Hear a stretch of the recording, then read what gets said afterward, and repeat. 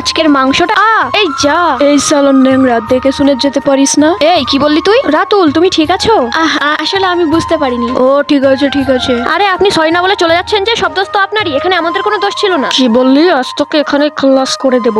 আরে ঋতু, তুমি কি পাগল হয়ে গেছো নাকি? দাদার কোনো দোষ নেই, সব দোষ আমারই, আমি আসলে দেখতে পাইনি, আপনি যান। বউকে ভালো করে বোঝান। রাতুল, দোষটা তো ওই লোকটা ছিল, তাহলে তুমি ওকে কিছু না বলে যেতে দিলে কেন? দেখো, এই মাংসটা তো আমরা ধুয়ে খেতে পারবো, কিন্তু ওরকম মদ মাতালের সাথে ঝামেলা করে লাভ আছে বলো তো? তুমি আর রাগ করো না, চলো আমরা কিছু কেনাকাটা করে বাড়ি চলে যাই, রিনা ওখানে অপেক্ষা করছে। বন্ধুরা, আল্লাহকে ভালোবাসলে লাইক করো, আর মা বাবাকে ভালোবাসলে চ্যানেলটা সাবস্ক্রাইব করো। দোকানি, আমি এই সবগুলো ঝিনুক নেবো, ওজন করে দেখো তো কত টাকা হয়। এই ঝিনুকগুলো আমি নেবো, কিন্তু এগুলো তো আমি আগে নিয়েছি। তাতে কি হয়েছে? দাম তো এখন আর দাওনি, তাই এখন এগুলো আমার। রাতুল দেখো না, এই যে ভাই, এই ঝিনুকগুলো আমরা আগে নিয়েছিলাম। আচ্ছা বেয়াদব তো আপনি, ঝিনুকগুলো আমরা আগে নিয়েছি, তাই আমরাই কিনে নিয়ে যাব। কি বললি? আবার বল। না না ভাই, ও কিছু বলেনি, তুমি এই ঝিনুকগুলো নিয়ে যাও, আমাদের লাগবে না। ছোট মানুষ তো, তাই কি বলতে কি বলে ফেলেছে। সমাজটা এরকম কিছু গোন্ডাদের জন্যই নষ্ট হয়ে যাচ্ছে, এরা সব জায়গায় ক্ষমতার জোর দেখায়। হ্যাঁ লিনা, তুমি একদম ঠিক বলেছো, এরকম গোন্ডাদের পুলিশের হাতে তুলে দেওয়া উচিত। আরে তোরা কি শুরু করলি? চুপ কর, ধুর, ভাল লাগে না, সারা জীবন তো চুপ করেই থাকলাম, এভাবে আর কতদিন?